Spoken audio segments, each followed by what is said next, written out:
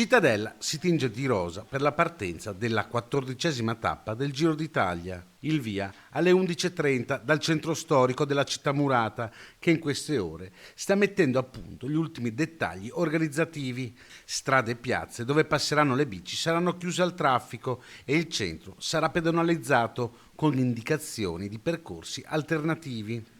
I ciclisti si troveranno in piazza Piero Bon a partire dalle 8:30 in attesa dell'incolonnamento.